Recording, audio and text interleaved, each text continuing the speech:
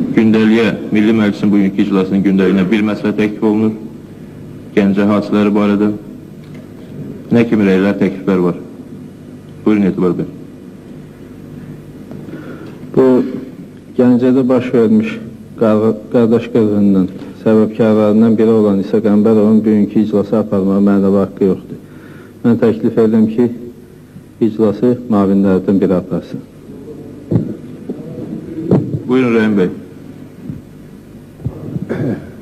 Gəncədə olmuş komissiyanın üzvlərinin birinci burada çıxışı dinlənir. Aydındır. Başqa nə kimi təkliflər var? Deməli, Etibar bəyin təklifinə əlaqədar mən qətiyyətlə bildirirəm ki, Gəncə hadisələrinin gedişində mənim heç bir hazırlıq işim, xəbərim, iştirakım olmayıb və mən heç bir hadisədə özümü günahkar hesab eləmirəm. Ancaq təbii ki, heç bir məsuliyyətdən də qaçmıram. İstər Milli Məclisin üzvlərinin, istər digər millət vəkillərinin, istər xalqın hər hansı bir sualına cavab verməyə hazıram. Rəhim bəy bizə xatırlatdı ki, iclasda Gəncəyə göndərilmiş komissiyanın üzvləri iştirak eləməlidirlər. Tamamilə haqlı iraddır. Ancaq mən əlaqə saxladım və mənə məlumat verdilər ki, Ali Səhətin binasının ətrafında miting, piket, müxtəlif tədbirlər keçirən şəxslər olduğu üçün komissiyanın üzvləri buraya gəlməkdən imtina edirlər. Buyurun, Rəhim bəy. Həmin komissiyanın üzvləri indi televiziyadan, mətbuatdan bizə məlum olan o qədər qiyamçıların içine gedə bilirlər, oradan bura gələ bilmirlər. Mən o başa düşmürəm. Özü də o komissiyanı dövlət təşkilləyib göndəribdir. Dövlət o komissiyanın üzvlərini televiziyaya, mətbuata bıraxmamışdan başqa ittihamlar Gəncə haqqında təsəvvürlərin səhv istiqamətə yönəldilməsi vəziyyəti daha da gərginləşdirə bilər. Və səbəb bu faktordur ki, onlar gələ bilmirlər. Onlar hardadılar, icazə verin, mən çıxım maşınla gedim, onları gətirim. Onlar gəlməmiş heç bir onun müzakirəsi ola bilməz. Çünki onlar orada olublar, mən bilən 2 gün ya 3 gün təmiz faktorlar var, onlar birinci mülahizələrini düşünlər, ondan sonra müzakirəsi başlar. Aydındır. İnqilab bəy, buyurun. Səbəb, Gəncədə baş vermiş hadisə əsas etibarilə silahlı qüvvələrin üzvləri arasında olduğuna görə mən elə hesab edirəm ki, bugünkü Milli Məclisin yığıncağında silahlı qüvvələrin Ali Baş Komandanı kimi prezident iştirak eləməlidir. Xeyrullah bəy, buyurun. Hörmətli millət vəkilləri deyə müraciətinizə görə çox sağ olun. Amma elə bilirəm ki, şəxsən Milli Məclisin üzvləri ən hörmətsiz millət vəkilləridir. İstər son tədbirlərə Milli Məclisin üzvlərinin dəvət olunmaması, Milli Məclisin üzvlərinin mühüm hadisələrdən xəbərdar edilməməsi buna yaxşı sübutdur. Və indi deyirlər ki, komissiya üzvləri hələ qalsın, sonra məlumat verərik, tələsməyək və s. Mən yadıma salıram vertolyotla olan əhvalatı. Niyə onda televiziya rəhbərliyini də, Azərinformun rəhbərliyini də gözünü çıxardırdıq. Filan sətir belə gedib, filan söz belə gedib. 3 gündür televiziyadan axmaq müsahibələr gedir. Çox səfək müsahibələr gedir. Belənki hadisə gərək olmaydı və o cümlədə mənim özümə də yanaşırlar. Sizin bu Gəncə hadisələrlə münasibətsiz nədir? Gəncə hadisələrlə gərək bahiyyətini biləsən ki, sonra ona osklik verəsən, rəy verəsən.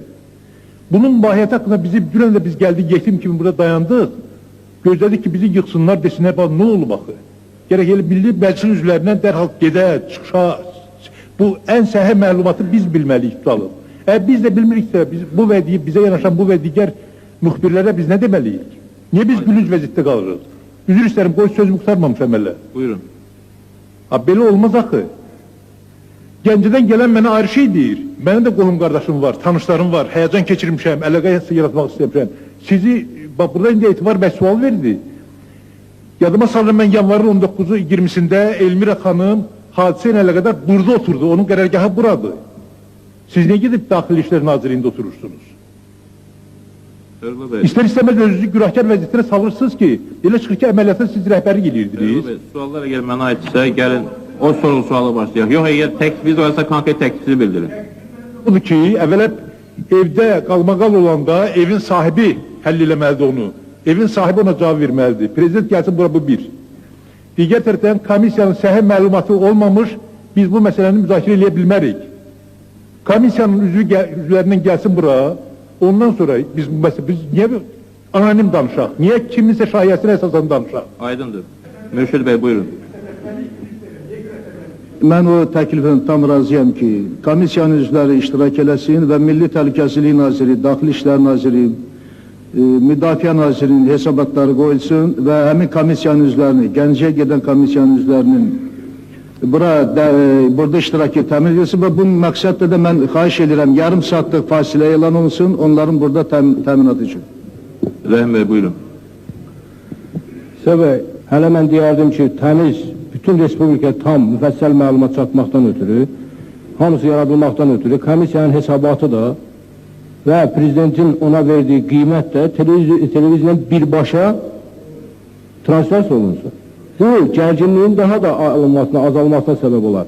Çünki qəribə burasıdır ki, dünən komissiya gecə qayıdıb. Komissiyanın gecə qayıtmasına onun nəticələri məlum olmadan, dünəndən günorta üstündən başlayıblar o vəziyyəti gərginləşdirməyə və qiyamçılar dəstəni başqa formada, əgər bu komissiyanı göndərmişsinizsə, ataların misalı var, bəy dediyin nədir, bəyənmədiyin nədir? Onda komissiya gəlib öz hesabatını vermədən, niyə? Dünən baş nazirin çıxışı getdi və çox emosional və axırda da hamını bütün vəzifələrə çağırdı, özü istifa verdi. Başa düşülmür bu. Ona görə də bu tamamilə gərginliyin azalması üçün, bir-birimizi diqqətlə oturub başa düşməmiz üçün, Gəncə hadisələrin dəqiq analizi üçün prezident də gəlib burada oturmalıdır, komissiya hesabatını verməlidir, gördüyünü danışmalıdır, transversiya da olmalıdır. Biz xırda bir işdən ötürü həmişə tələbləmişik ki, transversiya olsun. İndi bu niyə transversiya olmasın? Transversiya cəmaat da yığılıbdır, yığılsın.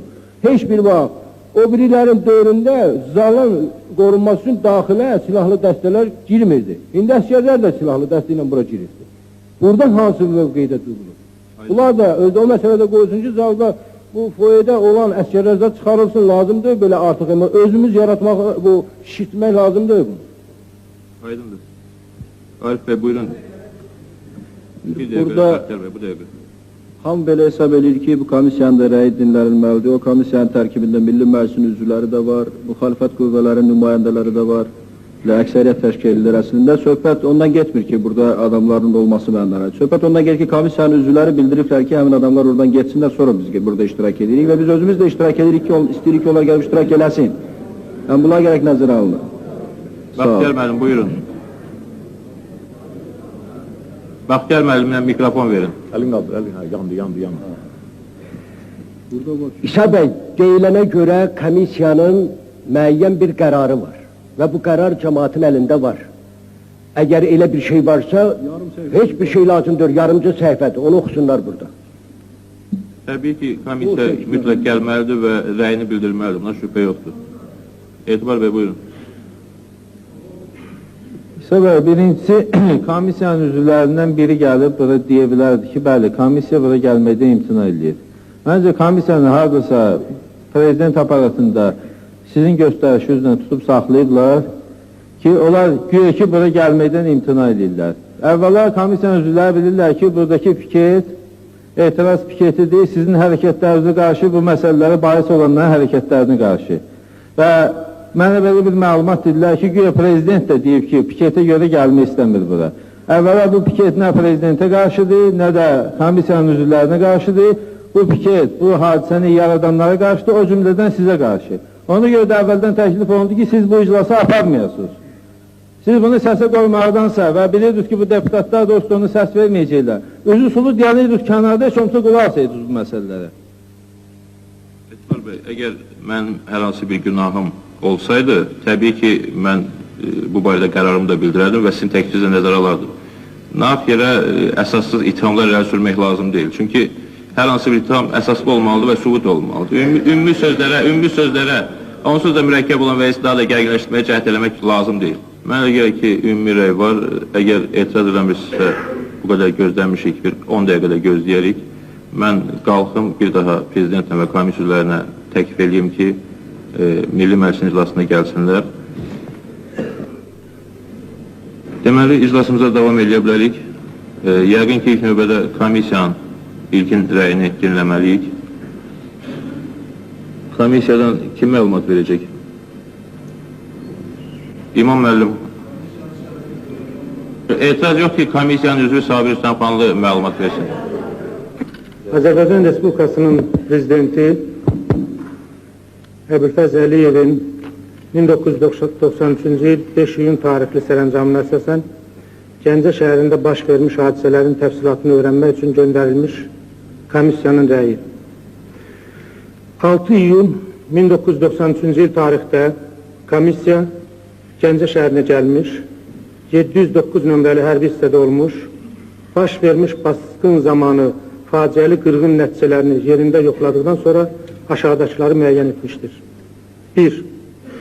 Ölkədə milli matəm rəsmən elan olunmalıdır. Şahidlərin məlumatını və komissiya üzvlərinin müşahidələrinə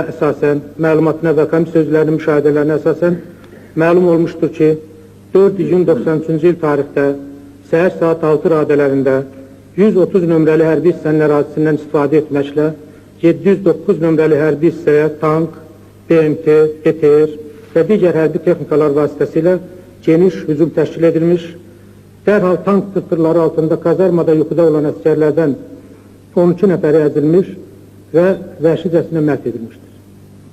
Eyni halda həmin kazarma top, minamyot və başqa silahlardan ateşə tutularaq tamamilə yandırılmış və daşkəsək altında əsgərlərin cəsədləri qalmışdır. 709 nömrəli hərbi hissənin binaları uçurulmuş, top mərmiləri altında qalaraq hasarlar, xeyli yaşıllıqlar məhv edilmişdir. Yaxınlıqdakı yaşayış binaları zədələnmişdir. 2.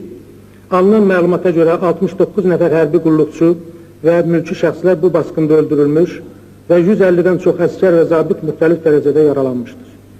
Öldürülənlərdən 60 nəfəri 709 nömrəli, digərləri isə başqa yerlərdən gətirilmiş hərbi hissələrdəndir. O cümlədən şəxsiyyəti müəyyənləşdirilməmiş 8 nəfərin meyidi üstlərində heç bir sənəd olmadığından Gəncə şəhərində morqda saxlanılır. 3. 709 nömrəli hərbi hissəyə hücum, yəni tufan əməliyyatı altında həmin gün səhər saat 6-dan 13-dən bu əməliyyat 13-ədək davam etdirilmişdir. Saat 13-dən sonra 709 nömrəli hərbi hissədən son zərurət nəticəsində edilən məcburi cavab atəşi nəticəsində hücum dayandırılmışdır. Əks hücum nəticəsində Bakıdan, Qazaxdan və Respublikanın digər regionlarından gətirilmiş daxili qoşunların xüsusi təyinatlı polis işçiləri, Milli Təhlükəsizlik Nazirliyinin qoşunlarından ibarət birləşmiş dəstələr təşkil edilmiş və 1250 nəfər hərbi qulluqçu müvəqqəti olaraq saxlanılmışdır. O cümlədən 180 zabit, 112 praporşik, 318 müddətsiz xidmətdə olanlar, qalanları isə sıravi əskərlərdir. Təşkil edilmiş hərbi hissələrdən aşağıdakı miqdarda hərbi texnika, silah və sursat alınıb saxlanılır. 18 tank T-72, 13 BMT-12, 11 BMP-1, 27 BRDM, 40 monominamyotu, istifadə edilməmiş 40 lüləli 8 qrad qurğusu, xeyli avtomat aqnamyot hal-hazırda hərbi hissənin ərazisində saxlanılır. 5 iyun 1993-cü il tarixdə şəhər mülki aeroportunda döyüş əməliyyatı davam etdirilmişdir. Nəticədə aeroportun binası darmadağın edilmiş, 709 nömrəli hərbi hissənin döyüşçülərindən 10 nəfəri öldürülmüş, bir neçə polis əməkdaşı yaralanmış, aeroportun texnikası, rabitə avadanlıqları sıradan çıxarılmışdır. 5. Gəncə şəhər hərbi prokuroru Yusifov Rövşən və Bakıdan göndərilmiş hərbi prokurorluğun 2 müstəntiqi yerli müstəntiqlərin köməyi ilə hadisə üzrə istintaq aparırlar. Respublikanın baş prokuroru Şirinov İxtiyar istintaqın gedişinə nəzarət edir. İstintaqın gedişindən asılı olaraq müvafiq nəticələr və tədbirlər görülməklə bərabər bu qırğının və faciənin təşkilatçıları, müqəssirləri müəyyən edilməlidir.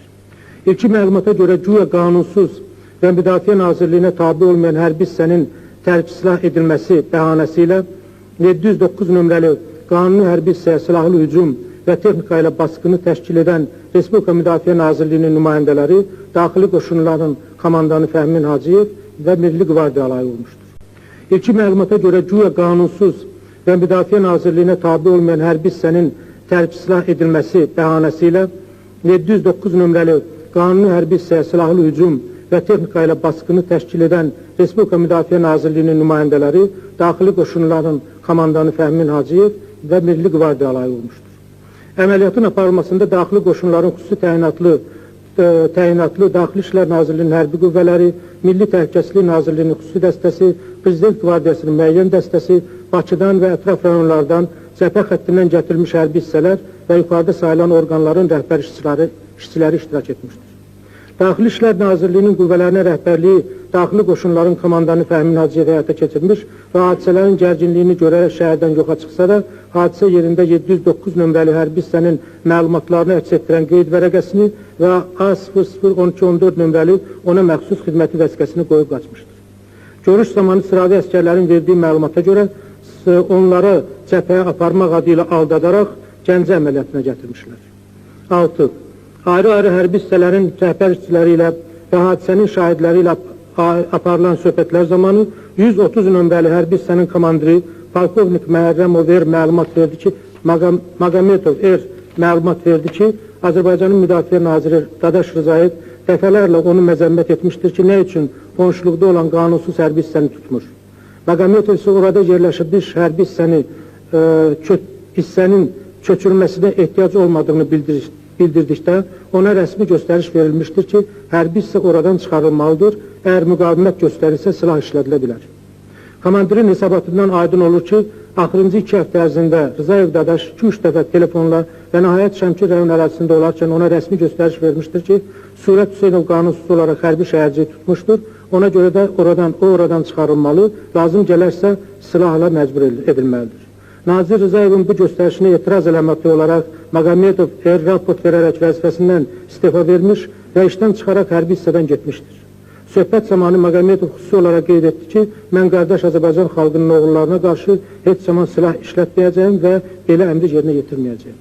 Hərbi hissənin ərazisində müvəqqəti saxlanılan, hadisənin şahidi olan əsgərlərdən bir qrupu ilə söhbət aparılmışdır. Onlar qeyd ediblər ki, komandirləri tərəfindən aldadılaraq cəbhənin qaynar nöqtələrinə deyil, bilavasitə Gəncəyə gətirilmişlər.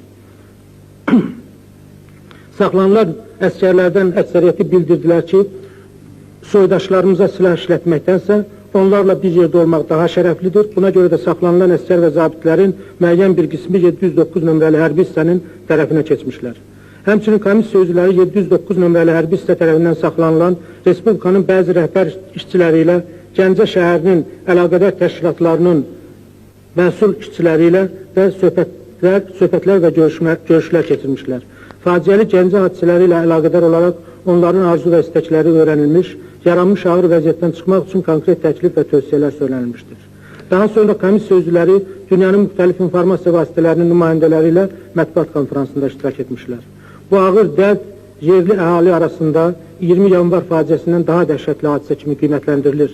Belə ki, əhali 20 yanvarı yada salıb, Gəncədə qardaş qırğınını törədənlərin özmüskülər olduğundan ciddi təşviş, mənəvi məyusluq, dərin ümidsizlik keçirdiklərini biruzə deyirlər. Verilmiş rəsmi məlumata görə şəhər icra hakimiyyəti aparatının baş vermiş hadisədən sonra tam fəaliyyətsizlik göstərməsi və bu günədək iş yerlərini boş qoyaraq qeyb olması gərginliyin ağırlaşmasına səbəb olur. Şəhər əhalisi arasında ciddi psixoloji gərginlik və vahimə hökm sürür. Bunun da əsas səbəbi bu günə qədər Respublika rəhbərləri tərəfindən hadisələrin gedişinə düzgün qiymət verilməməsidir. Şəhərdə dəfn mərasimləri ilə mitinqlər bir-birini əvəz edir. Mitinqlərdə irəli sürülmüş tələblər bu arayışa əlavə olunur. Gəncə hadisələri ilə əlaqədar olaraq qarşıya çıxan bir sıra problemlərin operativ həlli üçün Respublika Prezidenti ilə 4 dəfə telefonla əlaqə saxlanılmışdır. Gəncədə baş vermiş qardaş qırğını ilə əlaqədar olaraq komissiya üzvləri aşağıdakı mülahizə və təkliflərini bildirir. 1. Gəncə faciəsinin əsas səbəbi Hüseynovun özünü və rəhbərlik etdiyi hərbi hissəni təşkil etmək və kimi əvvəlcədən düşünülmüş əməliyyat tədbirləri olmuşdur ki, bunun da nəticəsində kütləvi qardaş qırğını törədilmişdir. 2. Hadisənin təşkilatçıları və icraçıları, bütün günahkarlar tezliklə aşkar edilməli, onların haqqında qısa müddət ərzində konkret tədbirlər görülməlidir. 3. Hadisə barədə xalqa tezliklə obyektiv məlumat verilməlidir. Mətbuatda gedən məlumatların çoxu obyektiv deyil. Bu hadisələri şərh etmək üçün Respublika televiziyasında komissiya üzvlərinə birbaşa efir verilməsi məqsədə uyğundur. 4. Yaranmış gərginliyi aradan qaldırmaq məqsədi ilə əhalinin ictimai rəyi nəzərə alınmaqla Gəncədə tezliklə kadr məsələləri həll edilməlidir.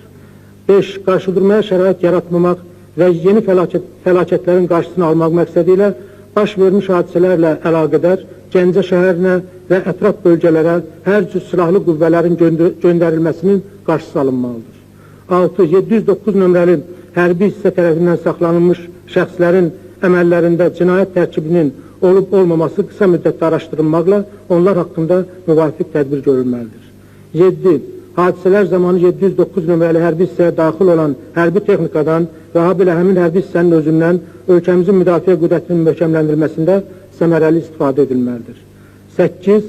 Həlak olmuş hərbi qulluqçuların və vətəndaşların ailələrinə lazımi köməklik və yardım göstərilməlidir, yaralıların statusu təyin edilməlidir. Komissiyanın sədri Mustafa İmam, üzvləri Hacı Allahşükür Paşazadə, Abbasov Nazirlər Kabineti Baş Nazirinin müavini Sabir Rüstəmxanlı, akademik Fərəməz Maqsudov, Milli Məclisin üzvü Arif Rəhimzadə, Profesör Qurbanov Əsədullah, Ədliyyə Nazirinin müavini Rəfiyev Akif, Dosent Əlizadə Ələskər, Azərbaycan Respublikasının Xalq Deputatı Manafov Asya. Nə kimi suallar var? Yaxşı olaraq ki, mən məlumatı sizə çatdırdım. Suallara bəlkə komissiya sədrinin özü cavab versin. İmam müəllim, elə bir arzunuz var? Buyurun İmam müəllim. Mən çox təəssüf edirəm ki, bizim bu ağır günümüzdə bizim xüsusən təxir salınmaz məsələlərimiz haqqında biz burada çıxış eləmirik. Öz daxilimizdə, öz xalqımıza qarşı olan cinayətkar hadisənin şahidi olaraq onun qarşısını almaq üçün burada çıxış edirik. Bu bizim üçün çox böyük faciədir. Əgər bu yoldaşda, burada oturan yoldaşlardan kim də olmuş olsa, o hərəkətin nəticəsində orada törənən o hadisini görmüş olsaydı, insanla tab gətirə bilməz. Kazarmanı, böyük kazarmanı, səhər tezdən ağır tank T-72 ilə basıb əzmək, içində yuxuda olan əskərləri öldürmək, bu hansı dövlətdə, hansı hükümətdə qardaş qanını tökməyə yaraşar. Sonra da bütün o kazarmanı uçurdub, bombardıratla yandırmaq, içindən əksəriyyəti çıxa bilmiyor. Sonra da bütün kazarmanı deşik ediblər, divarları dağılıb, krişaları dağılıb hamısı. Bu nə hərəkətdir? Əgər kimisə işdən çıxartmaq lazımdır, çıxarılsın. Kimisə dəyişmək lazımdır, dəyişilsin. Daxildə, böyük bir şəhərin içərisində bu cür hərbi əməliyyat aparmaq göstərişini kim vermişdir? Və kim ixtiyar vermişdir ki, belə bir hərəkətə əl atılıb? Nə deməkdir bu? Bu ancaq ermənilərə kömək etmək üçün olan hərəkətdir. Başqa hərəkət demək olmaz buna. Ancaq ki, daxildə belə ixtişaş əmələ gəlsin, sabahları Gəncəyə də baskın eləsinlər, başqa yerə də baskın eləsinlər. Buna yol vermək olmaz. Bütün xalqımız, burada oturanlar da hamısı çalışmalıdır ki, belə provokatorlar bir dəfəlik Azərbaycan torpağında yer olmamalıdır onlara. Nə deməkdir bu? Bugün Gəncədə, sabah Lənkərəndə, o birisi gün Qubada demək, ölkəmizi dağıtmaq istəyirlər, parçalamaq istəyirlər, birliyimizi ayırmaq istəyirlər. Buna yol vermək olmaz, qardaşlar. Odur ki, suallarınızın hamısına mən cavab vermək istəyirəm, mənə aid olan suallar. Ancaq mən çox ürək ağrısıyla vətənimizdə belə bir hadisəni görməyini təəssüf edirəm. Və bunu təşkil edenlər qoy bilsinlər ki, onlar Azərbaycan xalqının nümayəndəsi, vətəndaşı adını daşımağa layiq deyirlər. Belə şeyə yol vermək olmaz. 5-ci gündür bunun cinayətləri içimizdə gəzir. Necə olur bu? Mən xahiş edirəm, buna lazımı siz özünüz qiymət verəsiniz və bu canilər bizim işimizdə olmalı deyil. Buyurun indi. İnqilab bəy, buyurun. İsa bəy, mən hamımız yaxşı bilirik ki, bu saatlar Respublikada çox gərgin vəziyyət yaranıbdır. Xüsusilə bu məsələ ilə əlaqədar informasiya qıtlığı, sonra cəmaata məlumatın verilməməsi çox ciddi şayələr yaradıbdır Respublikada. Ona görə də mən elə hesab edirəm ki, bu Milli Məclisdə müzakirə elədiyimiz bu məsələ çox ciddi məsələdir və mən təklif edirəm ki, bu məclisin gedişatı birbaşa televiziyanın transliyası olunsun və xahiş edirəm ki, bu təklifim səsə qoyulsun. Nə kimi rəylər var bu təklif barədə? Buyurun Tamirlan bəy. Adətən üzr istəyirəm Bəxtiyar bəy. Adətən biz belə müzakirələr görmüşük. Bu bizim birinci faciəmiz deyil. Və çox təəssüflə qeyd etməliyik ki, biz belə faciələri dəqiq müzakirə etmək əvəzinə əsl günahkarları aşkar edib, onların məsuliyyət məsələsini həll etmək əvəzinə televiziya vasitəsindən istifadə edib, çalışırıq millətimizin faciəsin siyasi müəyyən iddialarımızın həyata keçirilməsinə yönəldik. Mən ona görə bu təkliflə razılaşa bilmərəm. Və xahiş edirəm Milli Məclis üzvlərindən ki, birbaşa bunu translasiya eləməyinə hesab eləmə ehtiyac yoxdur, geniş reportaj vermək olar. Başqa nə kimi rəylər var? Əgər bunu müzakirə edəcəksə, bəlkə İmam müəllimi tribunada saxlamayaq, sonra suallara keçərik. Əyləşin, xahiş edirəm İmam müəllim. Bəlkə doğrudan da bu argumentləri nəzərə alıb geniş reportaj variantı ilə razılaşaq. Buyurun Arif bəy. Mən İnqilab müəllimin təklifi ilə tamamilə razıyam. Çünki indiyənə kimi biz hamımız şahidiyik.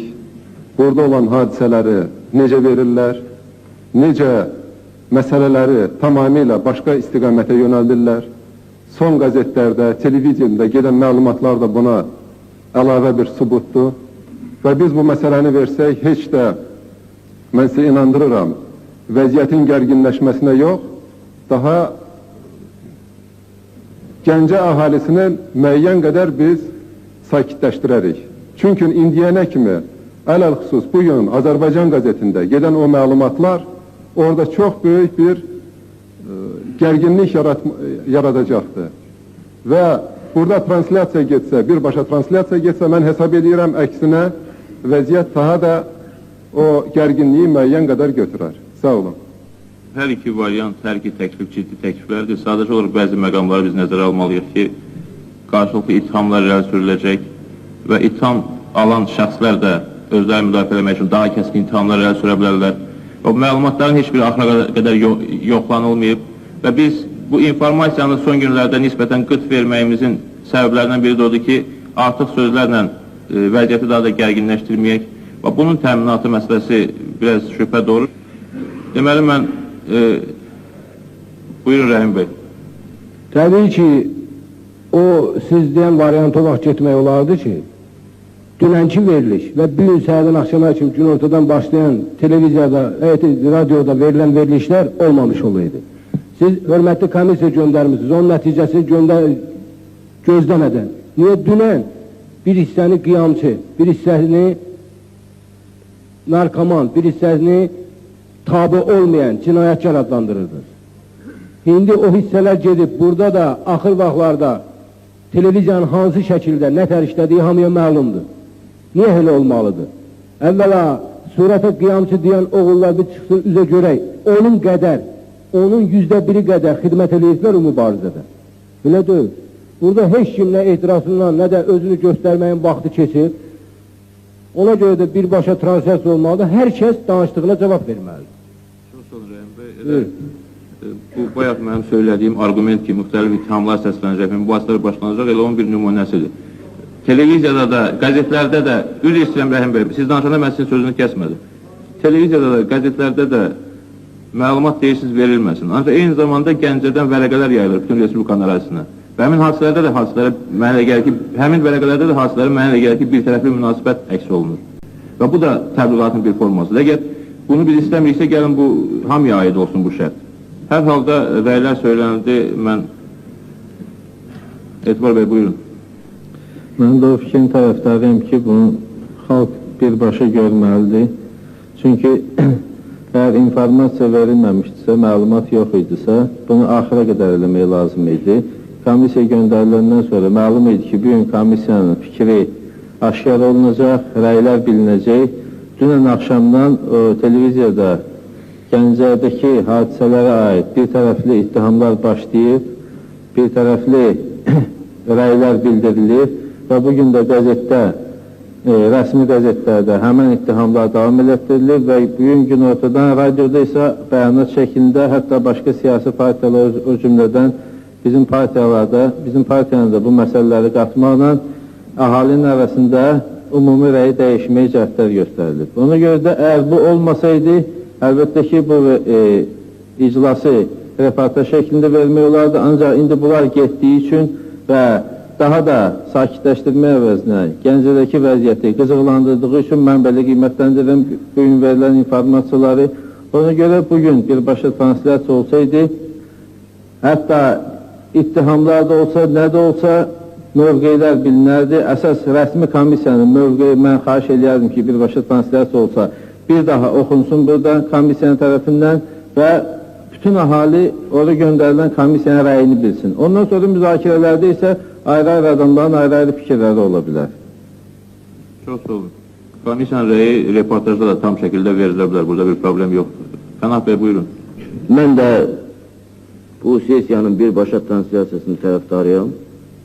Çünki bu çox tarixi bir sesiyadır. Burada hər kəs dediyi sözlər üçün həqiqətən Azərbaycan xalqı və Azərbaycan dövlətçiliyi üçün məsuliyyət daşımalıdır və daşıyır. Burada heç bugünkü konjunktur vəziyyətdən və qorxaqlıqdan söz gedə bilməz. Cəmaat həqiqəti bilməlidir, amma mənim bircə xahişim var.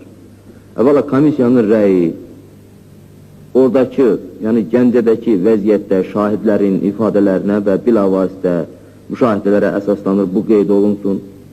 Hələlik obyektiv şəraitdə, yəni deyək ki, Bakıda təzyiq olmadığı bir şəraitdə həmin şahidlər dindirilməyib. Orada əsir saxlanılan, girov götürülən vəzifəli şəxslərin və hərbi qulluqçuların özləri təzyiqdən kənarda ifadə verməyib, bu mütləq deyilməlidir. Deyilməlidir ki, hərbi prokurorluq və ya prokurorluq və başqa hüquqi inzibat orqanları bu məsələni aparmalıdır. Və mən çox xahiş edirəm, komissiyanın rəyindən qabaq, əgər eləsə komissiyada rəyin versin, dərhal bu işlə bəlaqədar olan vəzifəli şəxslərin də buradakı raportu, izahatı, ifadəsi nə deyirsə dinlənilsin, yoxsa elə-belə birdən-birə tamamilə heç bir demək mənbə göstərilmədən ilkin bir tərəfli rəylə mən də razı olmam. Ona görə də mən də birbaşa translasiyasının tərəfdaram, amma bu məsələ haqqında mən təkrar edirəm, sənədlərlə, materiallarla, subutla olmalıdır. Yoxsa bir tərəfdə təzyiq şəraitində alınmış ifadələr və məsələ ilə yox. Mən komissiyanın rəyini qətiyyən şübhə altına almaq fikrində deyiləm, amma bunu bizdən elementar məntiq və deyək ki, həqiqət tələb edir. Odur ki, burada heç bir gizli bir şey yoxdur, çox ciddi hadisə baş verib və xalqdan da heç nə gizli qalınmalıdır. Aydındır. Sizin argumentiniz də təbii ki, çox ciddi argumentdir. Ancaq burada bir cəhət var ki, bu sessiyada deyilən hər bir söz stenoqrama düşür, magnetofon lentinə yazılır və heç bir söz tarixdən, xalqdan gizli qala bilməz. Bunu da nəzərə almağınızı xahiş edirəm. Abbas bəy, buyurun. Mən də bugünkü Milli Məclisinin işinin translasiyya olunmasının tərəfdarıyam. Söhbət bugün Respublikanın bütövlüyündən, bizim xalqın əmin-amanlığından gedir. Bir tərəfli sözün özünün mənasını heç cür qəbul eləmirəm. Komissiya göndərilib Gəncəyə prezidentimizin göstərişi əsasında burada bir tərəfli, iki tərəfli söhbət ola bilməz. Söhbət xalqdan gedir, söhbət millətdən gedir, söhbət qardaşlardan gedir. Ona görə mən xahiş edirəm, hər bir çıxış eləyən deputatdan, komissiya üzvündən, Gəncədə vəziyyət həddindən artıq ağırdır, hərə öz üzərinə məsuliyyəti götürmə şərti ilə bugün qızışdırıcı mövqe təməlindən yox, yalnız bugünkü hadisəyə düzgün qiymət vermək, çünki bunu Gəncə əhalisi, Gəncə ətrafı rayonları, bütün Azərbaycan xalqı gözləyir. Bir də, əgər bizdə bir qədər də olsa şərəf, namus, qeyrət varsa da, bugünkü qırğının, qardaş qırğınının mütləq əsas rəhbərlərin, iştirakçıların, icraçıların adı bu sesiyadan çəkilməlidir. Minnətdaram, sağ olun. Aydındır. Deməli, hər halda bu qərarı qəbul etmək məsuliyyəti Milli Məclisin üzərinə düşür. Təbii ki, hər iki təklifdə ciddi argumentlər var və Milli Məclis üzvləri son dərəcədə məsuliyyətlə yanaşaraq bu təklifə bugünkü iclasımızın birbaşa efirə verilməsi təklifinə münasibətini bildirməlidir. Mən bu təklifi səsə qoyuram, xahiş edirəm, münasibətinizi bildirin. Bir dəqiqə üzr istəyirəm. Şirin bəy, buyurun. Hörmətli millət vəkilləri, hörmətli sədr, hörmətli prezident. Yadınızda varsa bu ayın 4-də hərbi vertolyotun vurulmasıyla əlaqədar olaraq deputat istintaq komissiya yaradılmışdı. İskəndər bəyin verdiyi materialları araşdırmaqdan ötəri ən azı bir 15-20 günə nə qədər tez işləsək də arz elədi və sizə müzakirə etdik. Mən xahiş edərdim bütün millət vəkillərindən. Məsləhət sizindir. Priamoy düzünə efirə vermək düzdür. Müəyyən cəhətdə müəyyən qrup insanların rahatlığını təşkil edəcək. Amma bizim ətrafımızda tək bizdən başqa bizim bütün sirlərimizi işləyən bölümümüzdə olan düşmənimiz də var. Mən xahiş edərdim düzgün başa düşün. Mən də sizinlə bir yerdə həm fikirəm, amma bir xahişim var. Əgər bir istəyirik ki, bu məsələnin düzgün qanun qayda ilə araşdırmasını və burada bir məsləhət, bir məqsədə gəlməkdən ötəri geniş müzakirə olunmalıdır. Bəlkə bir gün yox, 2 gün də bunu müzakirə eləməliyik. Amma dediyiniz kimi, yüksək səviyyədə əla reportajını aparın, onu istəyirsiniz, hissə verin. Amma Priamoy düzünə efirə vermək, mən də başa düşürəm ki, ümumi işimizin xeyrinə deyil. Xahiş edərdim düzgün başa düşəsiz. Üzr istəyirəm, xahiş edirəm, heç kim yerdən danışmasın, kim söz istəsə imkan yaradılacaq danışmağa və Şirin bəyin sözünü də qəlbçiliyə salmayın. Elə komissiyanın rəyində burada yazılıb ki, nə qədər tank, texnika götürülübdür. Bu bizim silahlarımızın, Gəncədə olan silahların sayını hamı dəqiq bilməlidir bütün dünyada.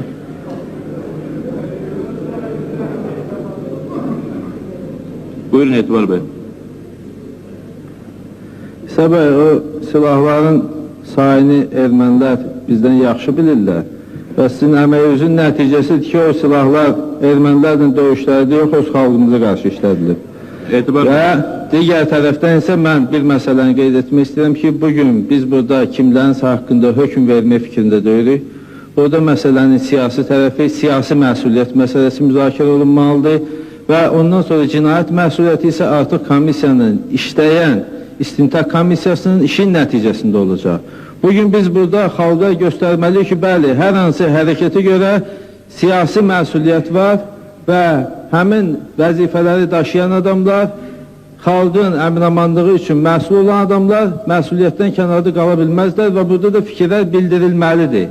Və burada da bunu xalqa bildirməkdən heç bir qorxusu yoxdur. Bu, hələlik dayandırılmamış qan tökülməsinin ancaq qarşısını ala bilər ki, onu uzada bilməz.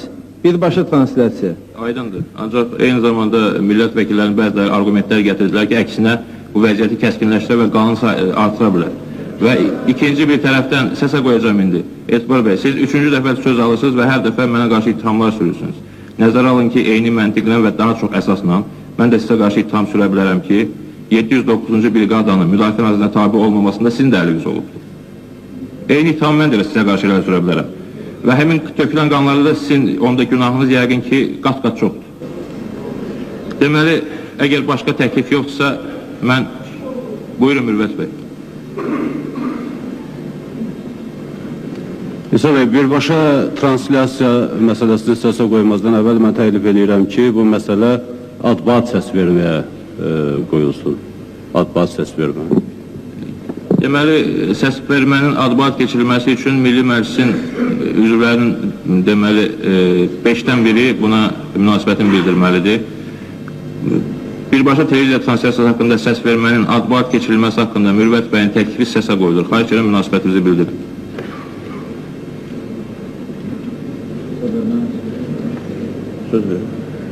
Deməli, Milli Məclisin 24 üzvü birbaşa ad-bad səs vermənin tərəfdarıdır və buna görə də bu səs vermə ad-bad keçiriləcək. Bundan əvvəl cənab prezidentə söz verirəm. Buyurun cənab prezident. Hörmətli millət vəkilləri,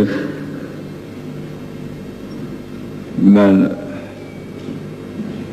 bu işə təsir etmək istəmirəm, yəni özünüzün fikirlərinizi bildirim.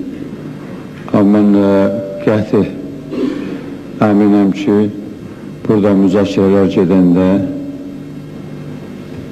deyək ki, Müdafiə Nazirliyinin, Daxili Nazirliyinin və başqa dövlət orqanlarının nümayəndələrini sözlər də eşidiləcək. Burada elə olacaq ki, ya bu tərəf, burada tərəf yoxdur, düzdür, ancaq burada hər halda iki qarşı durma qüvvə var. Ya bunlar deyəcək, onlar düzdür, onlar deyəcək, bunlar səhvdir və bu müəyyən qədər əsgərlərin arasında, cəmaatın arasında çaşqınlıq yaradacaq. Mən yenə də deyirəm, bu çəkilsin bütövlüyü ilə. Bütün o müzakirələr qutarandan sonra görək ki, burada çox kəskin, bir-birinə qarşı acıqlı, hirsli və yaxud deyək ki, özünü müdafiə söhbətləri olmayacaqsa, bu şəkildə kəskin olmayacaqsa, bundan sonra lenti bütövlüyü ilə sabah vermək olar. Buna görə də birbaşa, istəyirsinizsə birbaşa gərginləşdirəcək Respublikada vəziyyət. Deməli, İnqilab Nadirovun və Arif Rəhimzadənin təklifi səsə qoyulur. Adı-badı səs vermək keçilir, Milli Məclislərinə xahiş ilə münasibətlərini bildirsinlər. Milli Məclis birbaşa reportaj haqqında qərar qəbul edir. Həddən artıq məsuliyyətli qərardır. 5 dəqiqəlik fasilədən sonra birbaşa reportaj başlayacaq. Sonradan heç olmasa, müəyyən kompromislərə gələndən sonra, günahkarları cəzalandırandan sonra, hansısa kompromis varianta gəlmək üçün və bu problemin silahlı yolla yox, dinc yolla həll olunmasına nail olmaq üçün biz sabaha üz qoymalıyıq. Biz barışmağa yer qoymalıyıq. Ona görə mən Etibar bəydən çox xahiş edirəm. Millətin mənafiyi naminə bu məsələyə fikrini desin və imkan verməsin ki, bu translasiyada müxtəlif məqsəddir, müxtəlif istiqamətlərdə, müxtəlif təfəkkürlə, burada müxtəlif yerlərə xidmət edən adamlar da var olmamış deyil. Etibar bəy bunu çox əla bilir və ona görə mən Etibar bəydən çox xahiş edirəm, bu məsələyə bir daha münasibətini bildirsin və biz birbaşa translasiya eləməyək. Mən xahiş edirəm, Etibar bəy söz verilsin, Etibar bəy mənim xahişəmə münasibətini bildirsin. Xahiş edirəm, sağ ol. Mən Arif bəyin xahişini, vəziyyətini başa düşürəm və ancaq bir söz demək istəyirəm ki, mən təsadüfən iclasın əvvəlində demədim ki, İsa Qəmbərov bu iclasa sədrlik edə bilməz. Çünki Arif bəy deyəndə ki, burada məqsədli adamlar var, bəli, həmən məqsədli adamlardan biri İsa Qəmbərovdur. Və səhərdən də onun məqsədi bu qarşıdurmanı artırmaq və bu müzakirəni uzatmaqdır. Və ona görə də mən birincisi Pənah Hüseynov burada çıxış elədi, and verdi, kimlərinsə dedi, öy yıxılsın. Bəli, evləri yıxmışsınız Pənah bəy. İndi yalancının evini yıxmaq lazımdır. Çünki yalancı siz özürsünüz. Və Arif bəy də indi, mən bilirəm, vicdanlı adamdır. O Pənah bəy mənim haqqımda dediklərini təksib eləyə bilər bu saat. Ancaq ki, mən vəziyyəti başa düşərək, Ağsaqqalın sözünü qulaq asaraq, şeyxin də dediyini başa düşərək, Ramiz bəyin dediyi formada translasiyasının verilməyinə razıyam. Yəni ki, biz saat yarım bundan qabaq başlamışıq iclası, əvvəlki saat yarım keçib, yəni bunu artıq montaj eləmək televiziyada mümkün deyil, bunları indidən başlayıb verə bilərlər və bundan sonraki saat yarım ərzində, əgər doğrudan da stabilliyi poza biləcək, burada bir çıxışlar olarsa, onda umumi burada rəy yarına bilər ki, bəli, bu saat yarımdan sonra getməlidir, həmən hissə çıxardılsın, umumi razılıqla. Çox sağ olun. Buyurun, cənab prezident. Və bu başqa məsələdir. İndi, yox da bu düzdür, axı bilirsiniz, axı indi siz elə tələsirsiniz. Belə eləyək, indiyə kimin bizim mübahisələrdə indiyə kimin, doğrudan da məsəl üçün deyək ki, sözdür, dedik, bu olar. Mənimlə istifamı tələb edirsiniz, olsun, getsin. Başqa sözlər dediniz, orada indi məsəl üçün sən bir də ağır söz dedin ki, o ağır söz getməsin də, təkramız sözdür, olmaz bu. Mən bunlardan çəkinmirəm. Durun, mənim haqqında nə deyirsiniz deyin, birbirinizdə nə deyirsiniz deyək. Amma o ki, başlayacaq müzakirə, komissiyanın fikri bir deyiləcək. Ondan da ben çəkinmirəm. Sonradan o ki orada dəstə bir-birinə qarşı durub. O birisi dəstənin nümayəndədir. Yəni deyək ki, dövlətin və yaxud ona idarə edən qüvvələr ki, buna kimsə əmir verib, kimsə buna göstəriş verib, kimsə buna nəcür deyibdir, durub deyəcək ki, bu komissiyanın qəbul elədiyi filan sözlərdən mən razıyam, amma filan şeylərdən mən razı deyiləm, bu tərəfdən ateş açılır o tərəfə. Bunu bilirsiniz, bu ikisi də gedəcək çıxacaq Gəncəyə, cəmaat bunu deyəcək, o təqsirkardır, bu təqsirkardır, sonradan hərə özünə bəraət qazandıracaq, o üzə durmaq olmasın. Yoxsa indi mənim haqqımda da deyiniz, bura indiki hələ pis bir şey olmuyor. O sonraki bir məsələ var ki, o əsl müzakirə olunacaq ki, bu məsələnin mahiyyəti hardadır, orada hərə bir tərəfdən özünü ya müdafiə eləyəcək, ya da ittiham eləyəcək. Bu, sən məni ittiham elə, amma bu xalqın içinə çıxanda, əskərin içinə çıxanda, əskər biri deyəcək, o düzdür, biri deyəcək, bu düzdür. Parçalanma gedəcək. Mən istəyirəm olmasın. Aydındır. Bir dəqiqə Etibar bəy. Etibar bəy, buyurun. Deməli, bir səbəbi də var idi, Əbülfəz bəy, İsa Qəmbərov niyə sədrlik edə bilməz? Çünki İsa Qəmbərov dünənki çıxışında dedi ki, Surətin hərbi hissəsinin əskərləri gəlib xəstəxanada yaralı əskərləri öldürüblər. Yəni, bu çox ağır ittihamdır. Və o dünənki o çıxışdan sonra, indi İsa Qəmbərovun bu iclası sədrlik eləmək, orada çox pis əhval-ruhiyyə yaradacaq. Yəni, bu çox ağır ittihamdır.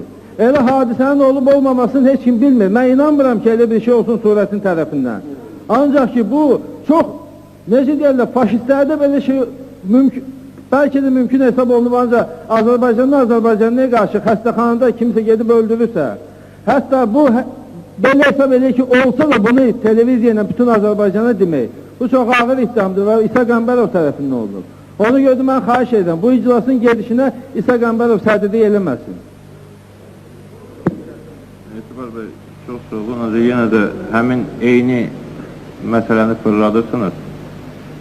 Bu günlər ərzində Gəncədən sayısız hesabsız informasiyalar gəlib, ziddiyyətli informasiyalar gəlib, bir-birinə dabandamana toqquşan xəbərlər gəlibdir.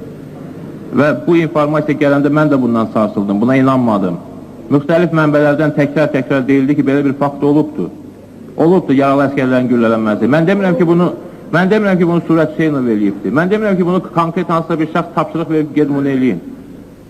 Ancaq əldə külli miqdarda silah alandan sonra, başsızlıq başlayandan sonra şəhərdə hər cür hadisə baş verə bilər. Buna görə də ola da bilər ki, mənim informasiyam səhvdir və mənə informasiya vermiş şəxslər səhv eləyiblər. Ancaq bunu bu şəkildə təqdim eləmək yenə də təəssüf ki, o sizin bu məsələyə münasibətinizdən yox, ümumi məramlarınızdan xəbər verir. Rəhim bəy, buyurun. Bilirsiniz, Əbülfəz bəy, siz uzun müddət sərbəst yaşayıb, xalqın içində olmuşsunuz və heç vaxtda yalan danışmamışsınız, həqiqətdə gizlətməmişsiniz. Ona görə indi gətirdiyiniz argumentlərin hamısı sünidir. Heç bir inandırıcı deyil. Çünki sizin ətrafınızda elə mühit yaradıldı ki, siz bugün məcbursunuz bu yalanı müdafiə eləməyə. Ona görə də bu translasiyadan da, hamısından da çəkinirsiniz. Özünüz bilirsiniz ki, bunun içi dolu yalandır. Dünəndən başlayaraq o televiziyanın və büyük mətbuatın və radionun belə bir dövr eləməsinin bir səbəbi var. Çox sadə məntiqdir. Sizə artıq məlum olub çatdırılıb ki, göndərdiyiniz komissiya haqqı deyəcək, həqiqəti deyəcək. Komissiya gələnə kimi başlayıblar yarancı informasiyalarla doldurub, qarşısını alıb, sabahki repressiyalar üçün zəmin yaratmaq. Dünən o pənahında barmağını döyə-döyə danışması bu heç biri boş şey döydü. Tutasıyıq, lazım olsa biz də qüvvə göstərəsiyik. Ömrü boyu 3 adam qüvvəsi olmayan adamın bu cəsarətlə deməsinin hamısının haqları var. Bu əsası var. Özdə çox pis əsas. Bəs surəti xain kimi kim gətirdi ortaya çıxartdı? Niyə gəldi bu xain kimi ortaya çıxartdı? Bu adam birdən oldu sizin səlahiyyətli adamınız Qarabağ üzrə. Baş nazirin mavini. Ama gece gündüz işləyirdi. Və hindi də hərbiçi olduğunu sübut elədi o sizə. Sübut elədi ona görə ki, 5 general üstünə göndərdiniz, biri də ona qalib gələ bilmədi. Çünki o haq və qeyrətli olan. Və yeni bir adamı sizə qarşı qoydular. Bax, mənim bu səmimiyyətlə inanın, vicdanım haqqı burada mənim ikinci bir söhbətim yoxdur, çünki mən televiziyaya birbaşa gedəndə elə bilirlər ki, mənə xal lazımdır. Bugün o xəcələt ömrü boyu hamımıza bəsdir. Amma o oldu, onu da eləyənlər elədi. Və bu günləri siz danışdıqca məntiqinizi itirirsiniz. Çünki ədaləti yox, haqsızlığı müdafiə edirsiniz. Ədalət getməlidir. Və Ayaz burada olanda o sözlər deyilseydi, bu saat fitdən burada oturmaq mümkün deyil. Haqqı, ədaləti heç kim müstahacına, haqq xalqın üçün heç vaxt unutmaq lazımdır. Sağ olun. Burada deyəsən elə bir növ cinahlar müəyyənləşibdir, kim Ali Sədrin sədrinə hücumlar eləyəcək, kim prezidentin istifasını tələb edəcək və s.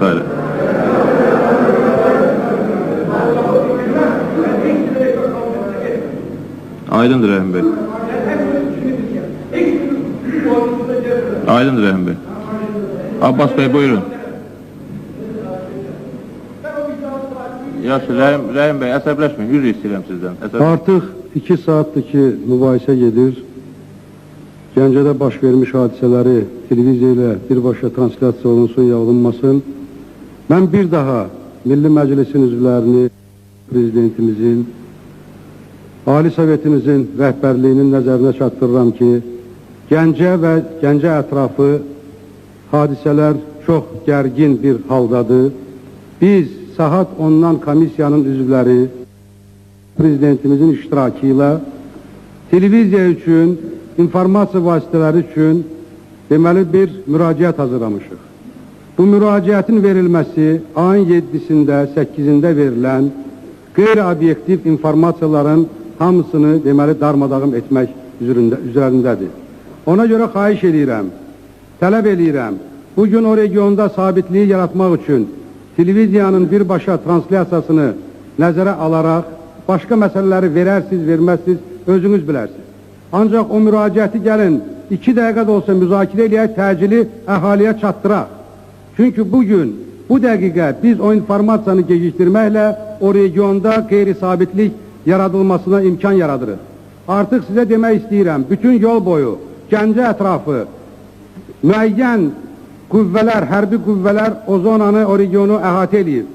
Goranboy tərəfdən, Xanlar tərəfdən şəhərin üzərinə müəyyən texnikanın tuşlanması informasiyası var. Bunların hamısını qarşısını almaq üçün, sabitlik yaratmaq üçün xahiş edirəm o informasiya televiziya vasitəsilə çatdırılsın əhaliyə. Çatdırılsın ki, o informasiyanın axırında da xahiş olunur ki, qardaş qırğınına yol verilməsin, münaqişə olunmasın, hamını sabitliyə çağırır. Mən xahiş edirəm bu məsələni müzakirə eləyək. Abbas bəy, siz dediyiniz, yazdınız, qol çəkdiniz, həmin müraciəti 2 səhifəlik demişsiniz. Yox, göndərdim ki, indi veriləcək həm radio ilə, həm televiziya ilə. Onu 6 nəfər qol çəkib. Mən ona da üstünü, bəli, göndərdim getdi, indi verəcəklər, televiziyada verəcək, radioda verəcəklər. O artıq gedibdir. İstəyirsiniz, bu saat qaldırım, Əli Kərimova vermişəm, aparsın, versin, həm radioda, həm televiziyada. Siz bunu mənə verən kimi ki, hə? Abbas Bey, oxunsun, mən ötürə söyləmirəm. Artıq çoxdan bizim axşam iclasımız televiziyada olardı. Buyurun.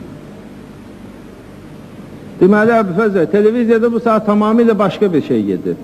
Dünənki müşavirənin indi geniş reportajı başlayıb. Bu həmən müşavirədir ki, dünən Pənah Hüseynov çıxış eləyib, İsa Qəmbərov, hətta o hissəsini mən qorxuram verərlər ki, Fəhmin Hacıyev deyib ki, orada Gəncədə qızların namusuna toxunulub.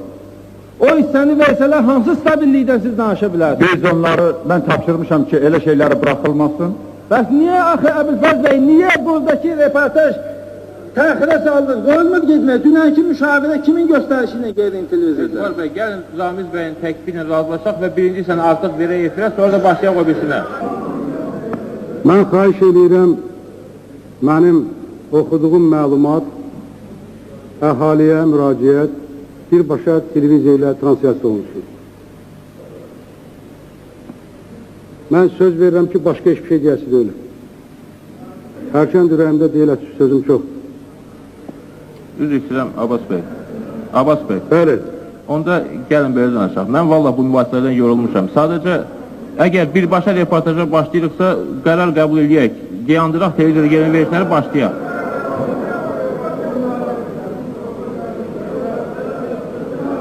Mən bir daha istəyirəm sizin nəzərinizə çatdıram, hörmətli Milli Məclisin üzvləri. Müraciətin vaxtı gecikir. Bu müraciəti prezidentimizlə razılaşdırmışıq. Burada heç bir qəbahət yoxdur. Mən də söz verirəm ki, komissiyanın qəbul elədiyi o rəydən başqa ayrı söz deyəsi deyiləm. Birbaşa translyasiya olunur. Bir dəfə başlayın axı. Siz mənə dediniz, mən də onu göndərmişəm. Bu saat televizorda öyrənəcəklər ki, saat neçədə oxusun, ya deyirsiniz indi oxunsun, ya da saxlayıb indici oxusunlar, göndərmiş televizora, qoyun o xəbər gəlsin, zəng eləyin, televiziyaya əlim, orada görsünlər ki, onu bu saat verirlər ya vermirlər. Mənim oxumamla nə qəbahət var? Öndə ikili deyil axı, orada televiziyada gedir, burada nə bilim deyəcək, nətər olacaq? İndi orada deyirlər, başqa şey verirlər, onda müəyyənləşdirin, xahiş edirik. Telefon var, örgənin. Bu saat dedim də, ona bir dəqiqə icazə verin, örgənək deyək sizə də.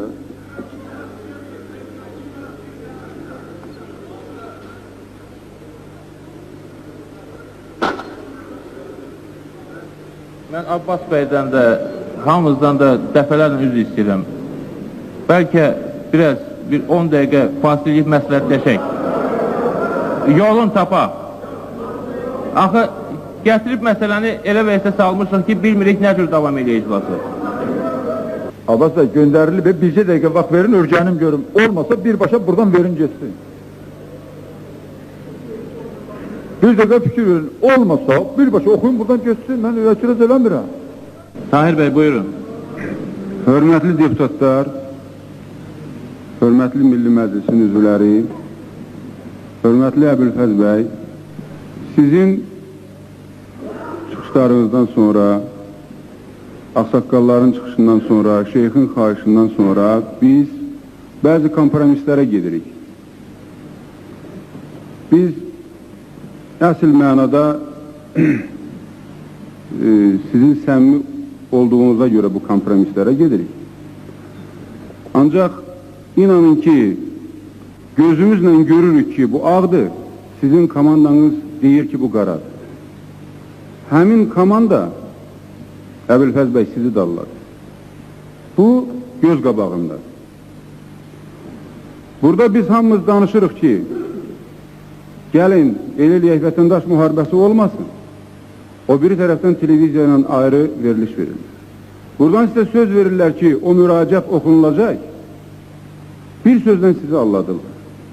Bir sözlə Gəncə hadisəsi ilə əlaqədar sizin komanda televiziyada, qəzetdə düzgün məlumat verməyir. Və məni narahat edən məsələlərdən biri odur ki, siz görəndə ki, bu komandadan kimsə sizə düzgün məlumat vermir, siz onun ağzına vurmur. Məsələn, dünən siz apardığınız müşavirədə çıxışlar olub, o çıxışlarda deyilib ki, güya ki, surətin dəstəsindən orada qadınları, qızları zorlayıblar. Bir dəqiqə, necə yəni baş xarabdır? Bir dəqiqə, yox, surətin adı çəkilməyib o işte. Hayır bəy. Mikrofonu getirməyin bir dəqiqə. Siz deyirsiniz ki, buradan replik atırlar ki, o baş xarabdır. Başı xarabın nə işi var ki, bu millətin üstünə göndərirsiniz? Mən çox, bir dəqiqə, Arif. Təxmin deyib, bilmirsiniz onu. Təxmin deyib, bilmirsiniz onu. Üzr istəyirəm Əbülfəz bəy. 20 yanvarda Sumqayıtda Rus ordusuna o cür təbliğat eləyib Bakıya göndərmişdilər. Onu siz qəşəng bilirsiniz. O vaxtı demişdilər ki, Rus qızlarını, Rus qadınlarını Bakıda küçənin ortasında zorlayırlar. Biz bunların hamısını bilirik. Mən üzr istəyirəm, mən ağ demişəm, qarıya qara. Ancaq bu komanda sizi həmişə alladıb. Siz deyirsiniz, millət görün nə günə çıxıb. Milləti bu günə gətirib çıxardan sizin bu komanda olub. Özdə sizi həmişə alladıblar. Dünən sizin apardığınız müşavirədə təklif eləyirlər ki, Gəncənin əhalisini çıxardın, biz oranı bombardıman eləyək. Əgər elə bombardıman eləyəndirsə, niyə gedib Stepanakert bombardıman eləmir? Niye siz onların ağzına vurmursunuz Əbülfəz bəy? Mən bilmirəm Əbülfəz bəy, siz Gəncə hadisələrindən ümumiyyətcə xəbəriniz var yoxsa yox, sizə düzgün məlumat verirlər yoxsa yox. Mən bir dəfə eşitdim televizorda dediniz ki, bir gündə 8 dəfə məlumat alıram, informasiya alıram. Ancaq mən sizi inandırıram ki, mən o kasetləri əvvəldən axıra qədər baxmışam, bəlkə də o kasetlər sizdə yoxdur. İstəyirsiniz o kasetləri biz burada görsədək. O T-72 tanklar, Azərbaycan uşaqları yatdığı yerdə onların üstündəki hücumlar ediblər, onlar parça-parça dağılıb, onların bircə kravatlarının başları qalıb. Siz onu görsəydiniz, bu komandanın hamısını siz istifa göndərərdiniz. Siz özünüz istifa verərdiniz ki, bu cür alçaq adamlarla işləyirsiniz. Bu həmin uşaqlardır ki, gecə səhərə qədər Murov dağının başında onlar, yazıqlar onlar orada qoruyurlar Gəncəni. Bir sutka, iki sutka ac qarına qalandan sonra qayıdıb həmin hərbi hissədə yatırlar. Bəs yaxşı, bunlar bizim qardaşlarımızdır, bunlar bizim balalarımızdır. Şirin yuxu yatan, Murov dağını qoruyandan sonra, şirin yuxu yatandan sonra ağır T-72'ni bu uşaqların üstünə göndərmək olarmı? Gəlin bir-birimizin gözünün içine kişi kimi baxaq. Bəsdir bir-birimizi allatdığımız. Əbülfəz bəy, bunu bilmirəm çox adam bilir yoxsa bilmir. Sizlə mən çox yaxın olmuşuq. Özdə həddindən artıq yaxın olmuşuq. Dəfələrlə də bizim söhbətimiz olub. Üzr istəyirəm, çox yaxın olmuşuq. Ünsiyyətdə olmuşuq, bir yerdə çörək yemişik. Biz danışmışdıq ki, sizinlə bu rejimdən çıxaq. Biz danışmışdıq ki, müstəqilliyimiz olsun. Biz danışmışdıq ki, hərbi polis rejimi olmasın. Biz sizinlə danışmışdıq ki, ədalətli dövlət quraq, ədalətli cəmiyyət quraq. Bəlkə mən yalan danışıram, Əbülfəz bəy. Biz nə qurduq? Bax, biz nə qurduq? Mən bu sözləri deməyə də bilərdim. Əgər sizin işiniz yaxşı geçsəydi, özünüz də bilirsiniz. Mən sizin tərəfinizdən təşəbbüs olmayıb. Bunu çox adam bilmir. O vaxtda mən demədim bunu. Ki, məni çağırasınız. Mən də sizin yanınıza gəlmədim. Mən əylən oğlanlardan deyirəm. Amma görürəm ki, bugün vəziyyətiniz gərgindir. Sizin yox, bütün millətin vəziyyəti gərgindir. Ona görə bu sözləri deyirəm. Bu komanda nələrlər kim var, onu iti qovan kimi qovur. Mən əgər Respublikada Daxili İşlər Naziri olsaydım, nə pənah, nə İsa o kabinetə girib oradan əməliyyata rəhbərlik eləyə bilməzdilər. Onu mən sizə bütün məsuliyyətimlə deyirəm. Bu komandaya o cür Daxili İşlər Naziri lazım deyil. Bu komandaya bugünkü Daxili İşlər Naziri lazımdır, hansı ki, Abdullah, siz onu qəşəng tanıyırsınız, Fəthullahın mavini idi, 89-cu ildə cəmaatı döyürdü küçədə. Məgər sizin ondan xəbəriniz yoxdur? Həmin Abdullahdır ki, Yaqubun sərəncamı ilə, fərmanı ilə birinci mavin təyin olunmuşdu, birinci mavin olurlar. İndi Abdullah Sumqayıtdan Sevdim Aliyevin kabinetində sizə Tahir Əliyev haqqında düzgün məlumatlar vermir. Abdullah'ın hələ Tahir Əliyev olmağına bəlkə 1000 illər lazımdır. İndi Abdullah nə vaxtdan demokrat olur? Mən sizdən xahiş edirəm, elə söz gəldi, söhbət gəldi, danışdım. Gəlin nə qədər yalan danışmışıq, nə qədər səhv danışmışıq, nə qədər bir-birlərimizi şərləmişik. Gəlin büyündən sonra hamısını ataq. Gəlin olan həqiqəti nə cür var elə danışaq. Bu milləti birləşdirək, bizim bir dənə düşmənimiz olsun, o da erməni. Mən həmişə buna xidmət eləmişəm, həmişə də xidmət eləyəcəm. Sağ ol. Çox sağ olun, Tahir bəy, ancaq mənə gəlsin ithamların bir qismi əsassız, məntiqsizdir. Nə mən, üzr istəyirəm, bir dəqiqə. Mən sizə söz verərəm, ancaq mən də sözümü deyim. Mən, bir dəqiqə. Tahir bəy, xahiş edəm əyləşin yerinizə. Mən tərbiyə vermirəm. Hansı replikaya cavab verirsiniz? Bilirsiniz mən nə deyəcəm?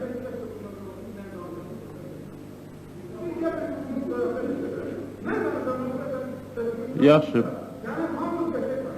Çox sağ olun Dərbəy. Mikrofona danışın, danışın, danışın.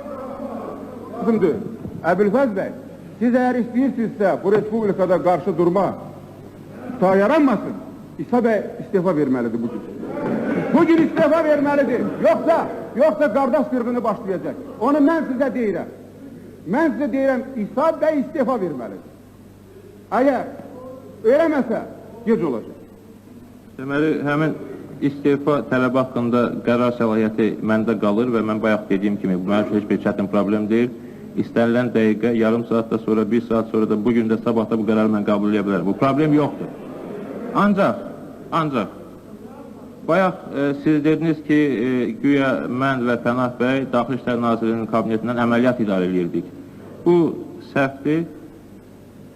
Biz o kabinetdə olmuşuq, nə vaxt olmuşuq, necə olmuşuq, nə iş görmüşük, o barədə kifayət qədər məlumat verə bilərik lazım gələrsə. Ancaq siz deyirsiniz ki, mən orada olsaydım, həmin şəxslər mənim kabinetimə daxil olmazdı.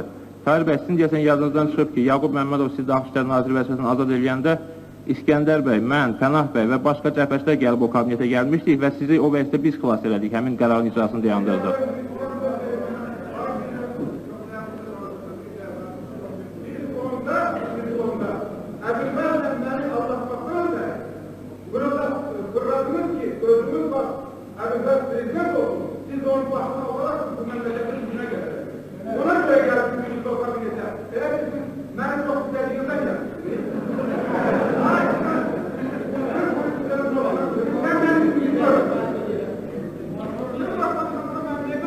Çox sağ olun Tahir bəy. Mən də sizi tanıyıram. Hələ qorxu gəlməyin. Əyləşin yerinizdə. Buyurun. Mikrofona danış, xahiş edirəm. Mən heç vaxt danışmamışam, məcbur edirlər danışmağa. Tahir Əliyev həm müdafiə naziri olub, həm daxili işlər naziri olub. Hər iki yerdə işlədiyi müddətdə onun fəaliyyətindən hamımız tanışıq. Orqan işçiləri bunu daha da yaxşı bilirlər. Tahir Əliyev Gəncə məsələsini burada şəxsi məsələyə, Gəncə məsələsinin baxılmasını şəxsi məsələyə çevirməməli idi. Şəxsi məsələni başqa yerdə də danışmaq olardı. Burada Gəncədə 4 iyulda baş vermiş hadisənin şərhindən gedir söhbət. Burada şəxsi münasibətdən söhbət getməməlidir. Ona görə də Allahverdiyevin haqqında dediyi sözləri burada mən hesab edirəm ki, yersiz. Tahir Əliyevi də tanıyıram, Abdullah müəllimi də tanıyıram. Münasibətim o qədər də Abdullah müəllimə şirin deyil, ancaq onu demək istəyirəm ki, şəxsi məsələlərin hamısını kənara qoymaq lazımdır. Burada başqa məsələdən getməlidir söhbət. Mən ancaq bu sözümü demək istəyirdim. Başqa söz, sağ olun. Yaxşı, çox sağ olun. Buyurun, Əbir. Mən o məlumatı deyim, Abbas bəy. 3 dəqiqədən sonra həmin sizin verdiyiniz bəyanatnamə televiziyada və radioda gedir. 3 dəqiqədən sonra. Aydındır. Etibar bəy, buyurun.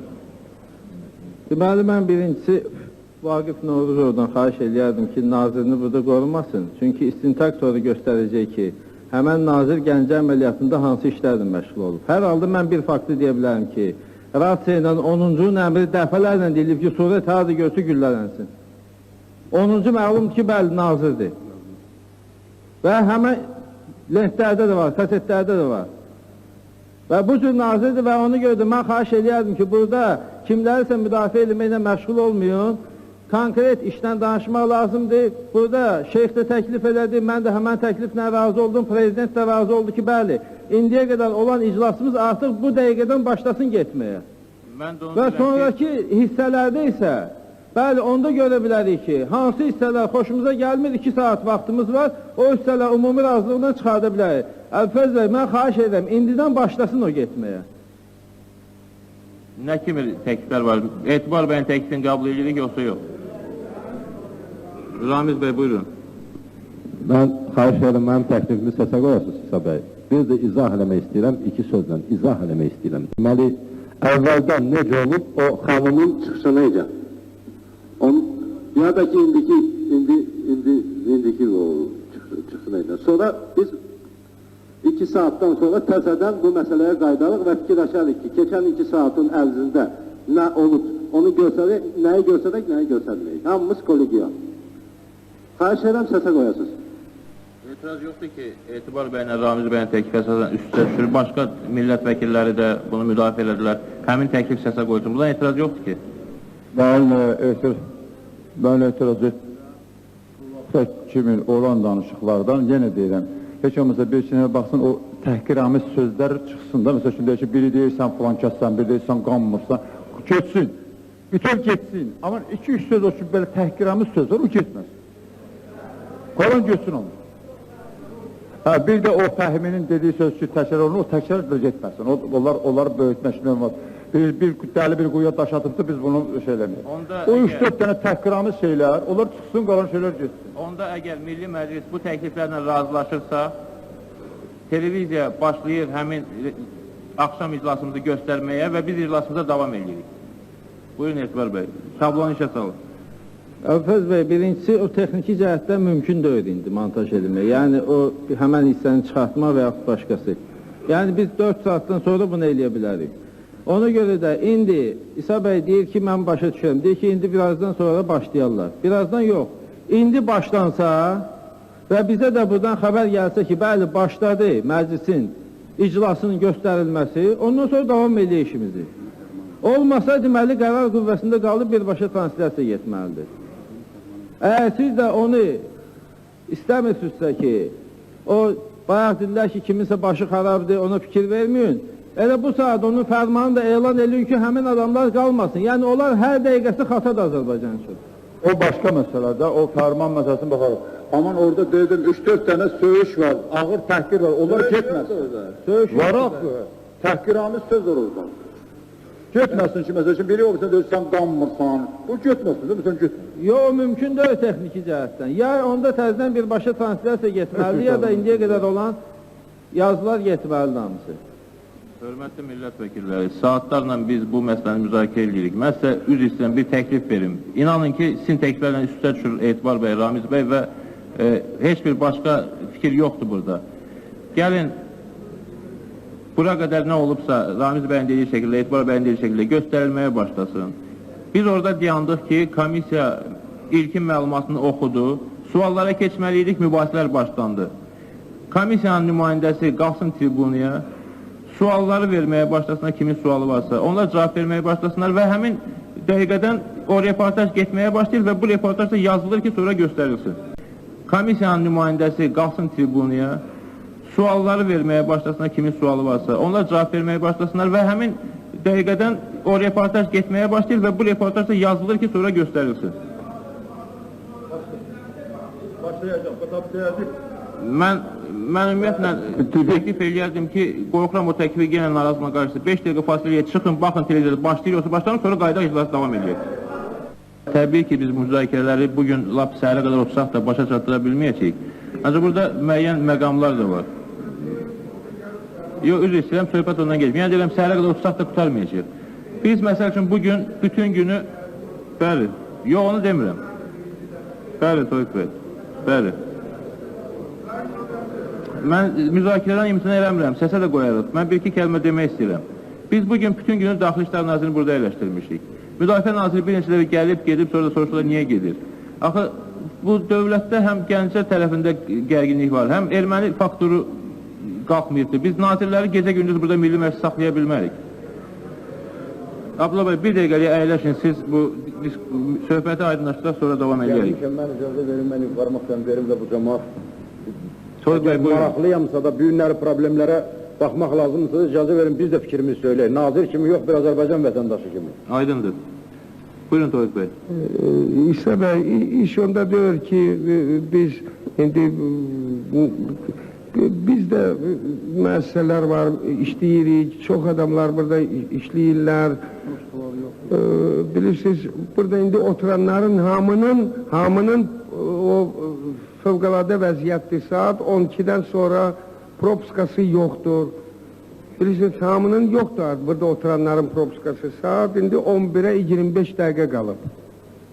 Bəlkə şərtləşək ki, Daxili İşlər Naziri operativ şəkildə informasiya versin. Sual-cavab da qısa şəkildə olsun, uzatmayaq və heç olmasa bugün Daxili İşlər Nazirinə qulaq asaq. Etibar bəy, buyurun. Deməli, mənim fikrim belədir ki, heç cürə bu məsələni sabaha qoyma olmaz. Və qırıldınız, orada 69 adam qırılır. Burada qırılırsınız, qırılın da siz işləsəydiniz orada 69 adam qırılmazdı. Etibar bəy, əsəbləşməyin, buyurun. Və yerdən söz atmasınlar, mənə əsəbləşməyin. Yerdən danışmayın, xahiş edir. Çox nazı ilə oynayırıq bunları. Əsəbləşməyin, Etibar bəy. Elə sizin də nazınızla çox oynayırıq. Sən də əsəbləşmə. Çox sağ olun, Etibar bəy. İndi məsələ belədir. Bu cinayət olub və bu nazirlər də o cinayətdə iştirak ediblər. Bu gün izahat vermədilər məclis qarşısında və təklif olunmalı ki, bunların ikisi də işdən bugün azad olunsun. Və bunların hər gün, hər dəqiqə vəzifədə qalması cinayətin artmasına gətirib çıxardacaq. O gün prezident dedi ki, sərəncam verir ki, oradan qoşunlar çıxardılsın. Hərəkəti dayandırılsın. Ancaq həmən gün təyyarələr orada işləyirdi. Həmən gün buradan batalyonları qaldırıb göndərirdilər ora. Həmən nazirlərdir bunlar. Aydındır. Xahiş edirəm. Demişəm ki, mənim haqqımda o cür şeylər deməyin, yoxlamamış sözü deməyin. Mən kağızı verəndə, təhvil öndə ki, dayandırılsın əmr verəndən sonra Gəncə təyyarə meydanı dağıdılmışdı. Ora heç bir təyyarədə uçmuyor. İstəyirsiniz, bu xalq edəcəm. Artıq söz xahiş edirəm deməyin. Mən ümumiyyətlə ondan sonra heç bir yerə təyyarə uçulmuyor. Sadəcə olaraq orada olan bir neçə təyyarələr yaxın yerdə vardı, onlar gətirilib Bakıya. Əbülfəz bəy, mən üzr istəyirəm, gəlin müzakirələri hələ saxlayaq. Əgər Tofiq bəyin təklifini qəbul edirik, onu qəbul edək. Daxili İşlər Nazirinə qulaq asırsa, ona qulaq asaq. Yenə də müzakirələr başlayır və məsələlərin mahiyyətini aydınlaşdıra bilirik. Və əslində qalsa, burada dəfələrlə deyildi, bir əslində qalsa gecikirik.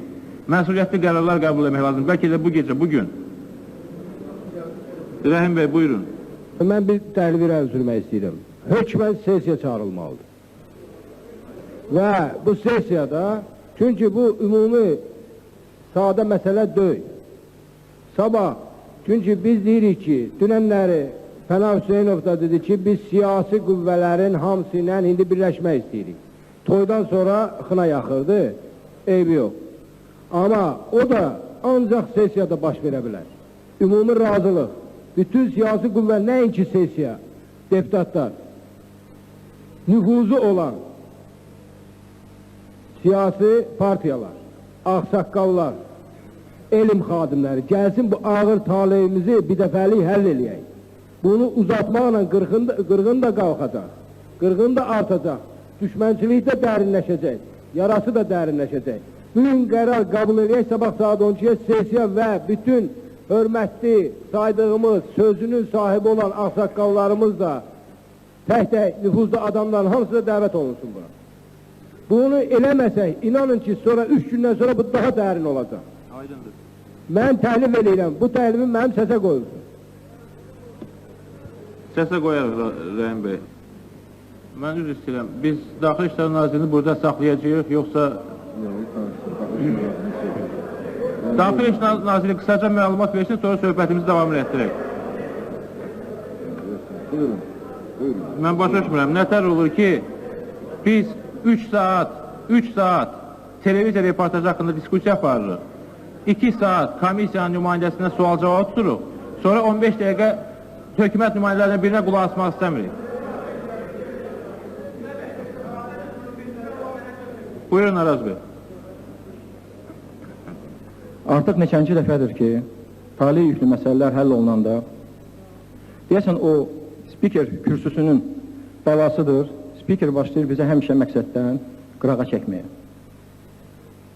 Son dəfə mən millət vəkili kimi burada iştirak edəndə Xocalı faciəsini müzakirə edirdik. Onda da mənə söz vermədilər. Mən bugün bir söz demək istəyirəm. Artıq hakimiyyəti insara almış bir ovuc adamdan xalq öz yaxasını qutarmalıdır. Artıq bir şeyi dərk etməliyik ki, Milli Məclis Ali Sovet tərəfindən yaranıb və Ali Sovet qarşısında da hesabat verməlidir. Və biz bir şey bilməliyik ki, tufan əməliyyatının başlamasını, qərarını kim qəbul edib, kim imzalayıb və həmin o nazirləri ki deyirlər vəzifədən azad etmək lazımdır, onlara kim o əmri verib. Əgər biz bunları bilməsək, yenə də növbəti bir komissiya yaratsaq, yenə də boş söhbətlərdə bunu batırsaq, sabah bizim faciəmiz çox böyük olacaq.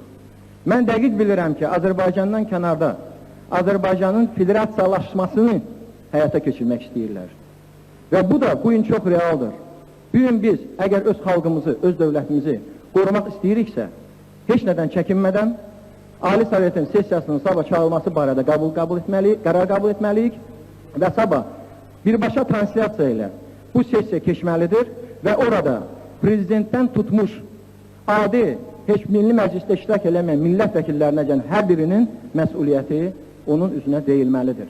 Örtülü bazar dostluğu pozar. Əgər belə getsə, biz xalqdan həmişə həqiqəti gizlətsək, həqiqət şayələrlə çoxalır. Mən bu dəqiqə təyyarədən gəlirəm, Moskvada elə öz həmyerlərimiz arasında elə söhbət gedir ki, minlərlə adam Bakıda, Lənkəranda və Gəncədə qırılıb. Nə üçün biz buna imkan yaradırıq? Nə üçün biz xalqımızı birləşdirmək əvəzinə parçalayırıq? Xahiş edirəm, mən Rəhim bəyin təklifinə öz səsimi verirəm və xahiş edirəm ki, daha uzun-uzadı söhbət eləməyək, birbaşa keçək sessiyanın çağırılması məsələsini müzakirə eləyək və dağılacaq sabah sessiyada görüşərik. Çox sağ olun. Çox sağ olun. Faiq bəy, buyurun. 1990-cı ilin yanvar ayının 20-sindən yaradılan deputat komissiyası nə nəticə verir? Xocalı deputat komissiyası nə nəticə verir? İstənilən faciədə, istənilən qırğında hakimiyyətin mütləq rolu var. Və hakimiyyətin əlində sükan olduğu üçün istədiyi qaydada həmin deputat komissiyasını fırlada bilir. Əli Ömərovun başına gələn iş bu zaldakilərin əksəriyyətinə məlumdur. Xocalı hadisəsində biraz fəal iştirak edən Əli Ömərov nə günə salındı? Əli Ömərovu görən heç bir deputat təzən o komissiyaya gedib həmin şey real aşmayacaqdır. Ona görə də həqiqətən sessiya çağırılmalıdır. Biz çox deputat komissiyaları oyunlarında oynamışıq və heç birinin nəticəsi olmayıb, olmayacaq da bir var Azərbaycan içsin, bir də var İsa Qəmbər içsin. Mənə elə gəlir ki, Azərbaycanın xətrinə İsa Qəmbərlər də, Faiq Baxşaliyevlər də qurban verilə bilər. Sizi şübhələndirən o idi ki, deputatların saxta imzası var. Mən xahiş edirəm bir zala baxın. Əgər bu zaldakı deputatlar sizi kifayət etmirsə, İsa Qəmbər, sabah bundan çox deputat gələcəkdir. Siz bir an öz çıxışınızda çox yağlı konstitusiyadan danışırdınız. Ancaq təəssüflər olsun ki, konstitusiyanın ayağının altına salıb taftalayan siz İsa Qəmbərsiniz. Sizin konstitusiyaya hörmətiniz varsa hələlik bu günləri hüquqşünaslar bilir.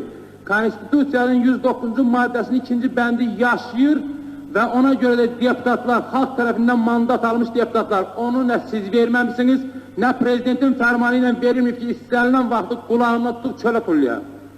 Ona görə də mütləq heç bir deputat komissiyası yaradılmayacaq və bu Milli Məclis bir gün ərzində, bir dəqiqə ərzində öz qanunlarını 10 dəfə dəyişə bilir. Siz spiker kimi heç adi prosedur qaydalara da riayət etmirsinizsə, ola bilər ki, siz məsələni qoymuşdunuz birbaşa translyasiyanı, sonradan məsləhətləşmişsinizsə, yenə həmin bu Milli Məclis səsə qoyub onu dayandıra bilərdi. Siz yox. Siz Milli Məclisin qəbul etdiyi qərarı yenə öz başına qaldırdınız. Və bu, Prezident Əbülfəz Elçibəy də bilsin, istənilən hakimiyyət müxtəlif siyasi qüvvələrlə kompromisə getməlidir. Siz İsa Qəmbər, prezident ətrafında həddindən artıq xalqla prezidentlərdən konflikt yaradırsınız, konfrontasiya yaradırsınız. Adi elementar, el arasında buna deyirlər, qaşınmayan yerdən qan çıxardırsınız. Hara gedirik? Siz deyirsiniz hakimiyyəti almaq. Hakimiyyəti almağın iki yolu var. Sivilizasiyalı yolu hansı ki deputatlar təklif edir, bir də buradan səsləndi ki, biz qeyri-qanuni yolla silah gücünə hakimiyyətə gəlmişik. Bacarırsınızsa silah götürün gəlin. Bax, bu da onun nəticəsi. Ona görə siz deyirsiniz, sizin günahınız yox, sizin çox böyük günahınız var. Konstitusiyanı tapdalırsınız. Deputatların mənəviyyətini, şəxsiyyətini alçaldırsınız. İndi siz neçə dəfə söz istəmişim. 4 dəfə mənə cinayətçi qaldırılıbdır, ixtiyar şirinlikdən. İndi mən ona izahat vermişəm. Niyə görə mənə görə cinayətçi qaldırılmalıdır? Niyə görə məndən izahat alınır ki, siz filan sessiyada niyə filan söz danışmışsınız? Ha vaxtdan görürük ki, xalq deputatı danışığına görə kiməsə izahat verməlidir. Harada görülür ki, deputatlar iki qrupa bölünməlidir. Ona görə də sessiya çağırılmalıdır. Hörmətli Əbülfəz Elçi bəy, Azərbaycanın çıxış yolu bundadır. Əgər sessiya çağırılmasında spikerin dəyişilməsindən qorxursunuzsa, ya Azərbaycan itməlidir, ya İsa Qəmbər.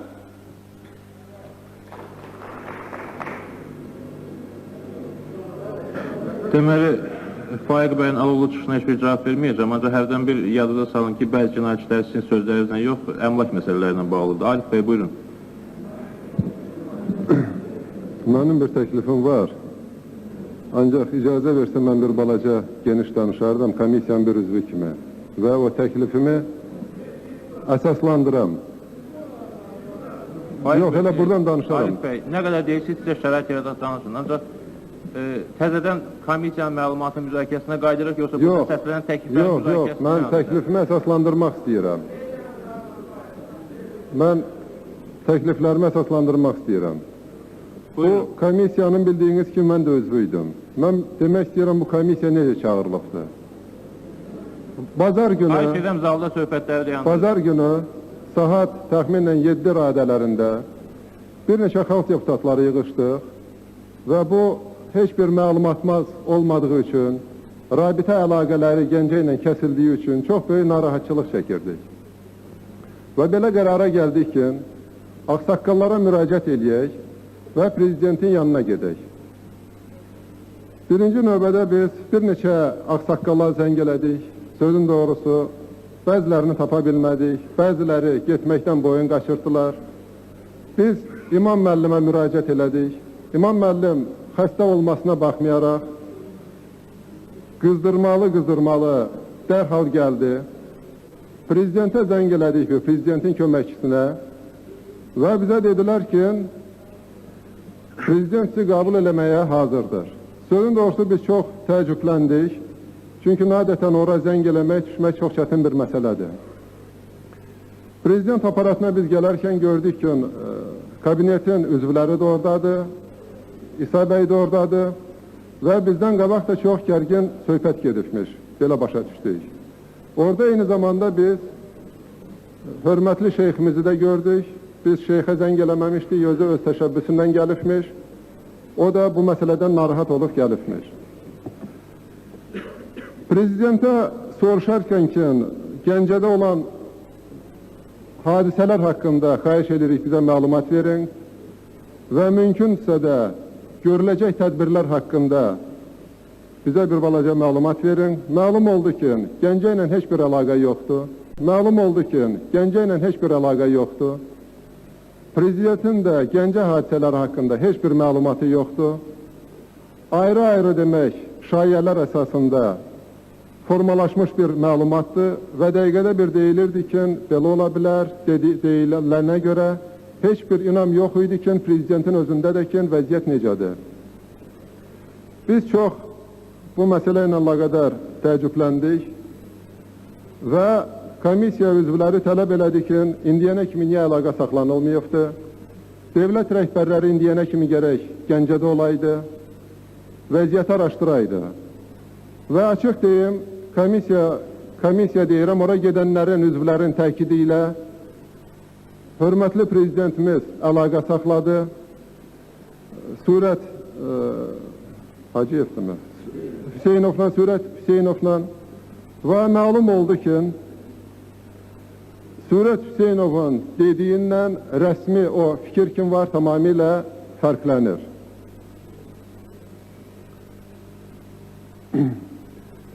Və belə qərara gəldik ki, biz gedək Gəncəyə, orada vəziyyəti araşdıraq.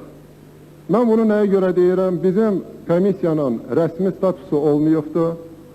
Bizə demək olar ki, heç bir səlahiyyət verilməyibdir. Məndə heç inam da yoxdur ki, bizim ora getməyimiz hansı sənədlənsə də rəsmiləşdirilibdir. Bilmirəm, bəlkə də var, hər halda komissiya üzvləri ora gedərkən heç bir əllərində elə bir kağız, səlahiyyət verən bir kağız yox idi. Ancaq hörmətli şeyxin təkidi ilə, İmam müəllimin təkidi ilə söhbət nəticəsində bizə məlum oldu ki, demək, qarşı durma yaradılır, ora qüvvələr toplanır və dediyim hörmətli yoldaşların təkidi ilə Prezidentimiz belə bir rəsmi göstəriş verdi ki, qoşunların ora göndərilməsi, ümumiyyətlə hərəkəti dayandırılsın. Eyni zamanda bizə məlum oldu ki, burada Bakıda Surət Hüseynovun bir qohumu, özdə mən açıq deyim, onu heç kəs bilmirdi, ora gedəndən sonra bildikdə mən bu xəstəymiş və digər bir nəfər burada girov sifəti ilə tutulubdur, saxlanılıbdır. Əməliyyatın keçirilməsi haqqında nə qədər biz çalışdıq, heç bir məlumat əldə edə bilmədik. Orada demək, İxtiyar Şirinovla, Sülhəddin Əkbərovla, Daxili İşlər Nazirliyinin müavini Məmmədovla geniş söhbət keçdi. Hər biri məsələni belə izah edirdi ki, təsadüfi olaraq bu müddət ərzində bunlar bura gəliblər. Heç bir bunlara göstəriş də verilməyibdi. Bu məsələ hansı skema ilə, hansı planla keçirilir, bunların məlumatı yoxdur. Sülhəddin Əkbərov məsələni belə izah edirdi ki, mənə verilən nazir tərəfindən verilən tapşırığa görə 40 nəfər Milli Təhlükəsizlik Nazirliyinin Spetsnaz qoşunlarının kontingenti ora göndəriləsidir və mənə deyilmişdi ki, bu qoşunlar Dadaş Rızayevin sərəncamına gedir. Ancaq bura gəldik, gördük heç bu Dadaş Rızayev da burada yoxdur və digər dediyim yoldaşlar da özlərini elə aparırdılar ki, tamamilə bixəbərdilər. Xırda lokal bir məsələni həll eləmək üçün gəliblər və bu məsələnin gedişindən heç bir məlumatları yoxdur. Burada bir neçə dəfə deyildi ki, xüsusi bir operasiya hazırlanıb, Tufan adında. İktidar da deyir ki, elə bir operasiya yoxdur. Mən inanıram ki, elə bir operasiya ola bilsin də yoxdur. Çünki bizim indi rəhbərlikdə olan kadrlarımız işləri kör təbii, tamamilə belə səriştəsiz aparırlar və ola bilsin heç bunun operasiya, elə bir planı zadı da yoxdur. Mən ona inanıram. Hərçəndir, belə bir əməliyyatı keçirməkdən qabaq, nəinki onun hər tərəfli işlənilmiş bir planı olaydı, mən hesab edirəm ki, bu əməliyyat mütləq Milli Məclislə gərək razılaşdırılaydı. Milli Məclis həqiqətən qanun verici bir orqan kimi fəaliyyətdədirsə. Gəncədə vəziyyət haqqında çox böyük narahatçılıq var. Gəncə əhalisində belə bir təsəvvür var ki, bugün sabah Gəncəyə hücum olunacaqdır. Mən deyə bilmərəm nə qədər bu məsələlər düzdür. Hər halda Gəncə ətrafında qoşunlar var. Dediklərinə görə Gəncəyə top, ağır texnika demək istiqamətləndirilibdir və hər gün bir demək təhlükə gözləmək mümkündür. Orada iştirak edənlər olublar demək, Daxili İşlər Nazirliyinin kontingenti, Müdafiə Nazirliyinin kontingenti, Spetsnaz və s. Orada belə bir fikir var ki, mən bunu deyim təsəvvür üçün, belə bir fikir var ki, bu məsələyə rəhbərlik edən İsa Qəmbərdir, Pənah Hüseynovdur və Daxili İşlər Naziridir. Ayın 4-dən başlayaraq Daxili İşlər Nazirliyində oturublar, bütün gecə də bu məsələ ilə məşğul olublar, bu məsələlərə rəhbərlik ediblər. Etibar bəy, buyurun. Deməli, mən bir daha səhər dediyim təklifi yadınıza salmaq istəyirəm ki, mən təklif edilmişdim ki, bu hadisələrdə bilavasitə iştirakda ittiham olunan İsa Qəmbərov bu iclası apara bilməz və bütün bu gün ərzində gedən iclas da göstərdi ki, bu təklif təsadüfi deyildi. İsa Qəmbərov bu məsələnin araşdırılmasına ciddi cəhdlə mane olur. Ona görə də mən məcburiyyət qarşısında qalıb, bilirəm ki, İsa Qəmbərovun indi istefasını tələb edəcək, onun da altından çıxacaq. Yəni, bu məclisdə deyəcək, məclisin ixtiyarı yoxdur, qəbul edilmə istefanı. Ona görə də mən İsa Qəmbərovun indiyə qədər istehsarla danışdığı kommunistlərin təklifinə qoşuluram.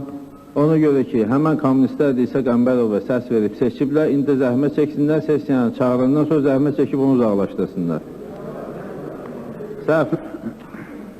Təşəkkür ederim Etibar bəy. Rəhim bəy, buyurun. Bu məsələni uzadıb zarafata salmağın vaxtı deyil. Gülməyə də haqqımız yoxdur. Arif Rəhimzadənin danışığından belə çıxdı ki, ora gedən nazir müavinləri və komandirlərin hamısının yuxu xəstəliyi varmış. Gecə yuxuda hamısı ayağa durub gediblər, ora heç birində xəbər yoxmuş, niyə hamısı birdən orada olubdular. Bunlar hamısı orada olubdular, mən qəbul edirəm. Və prezident qvardiyası ora nə təqib çıxıbdı, nə məqsədlə çıxıbdı. Bu suallar bir-birinin ardınca uzadılıb heç biləcək. Ona görə də təhlifi mən xahiş edirəm səsə qoyulsun, sesiyə çağırılsın, özdə adı fövqəladə sesiya olsun. Çünki bu boyda cinayət xarakterli fəlakətdən sonra onu başqa cür adlandırmaq olmaz. Qoyulsun səsə, sesiya çağırsın və sabah bu məsələnin müzakirəsi də geniş. Gələcəkdə bizim gedəcəyimiz yolda sesiyada həll olunsun. Aydındır. Mən üzr istəyirəm. Üzr istəyirəm, bircə dəqiqə Əlfəz bəy. Hamınız söz istəyirsiniz. Hamınıza söz verirəm, danışırsınız, məsələni uzadırsınız, sonra məlum olur ki, mən günahkarım məsələnin uzanmasına. Nə cür olur? Mən üzr istəyirəm, hər halda cənab prezident söz istəyirsə, mən ona söz verməliyəm. Buyurun, cənab prezident. Xahiş edirəm, Bir dəqiqə mən bir şey deyim. Bu məsələni çox burada həlləndirirlər. Mən heç o prezident qvardiyasından eşitmişəm ki, bir 50 nəfərdir, ya 30 nəfərdir gedibdi ora, onu eşitmişəm.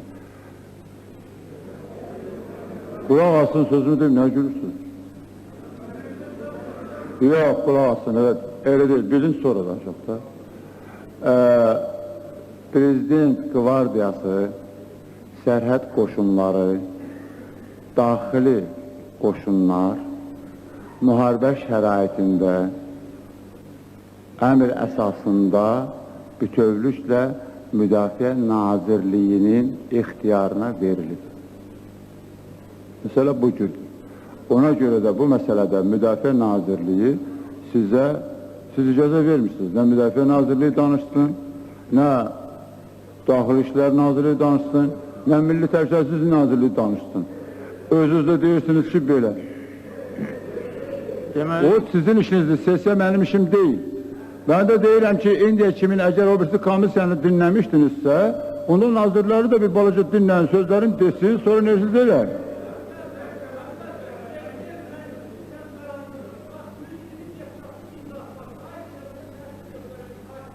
Xahiş edirəm, yerinizdən danışmayın. Xahiş edirəm, bir dəqiqə icazə verin. Bir dəqiqə. Bir dəqiqə icazə verin. Ali sesiyasını çağırmaq prezidentin ixtiyarında deyil.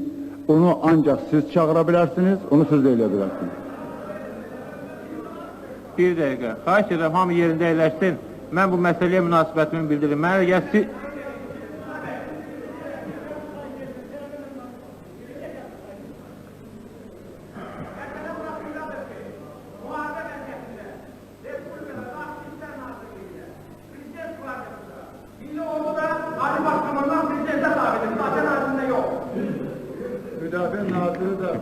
Naziri də mənə tabidir, ancaq hamısı əvvəldən Müdafiə Nazirinə tabidir.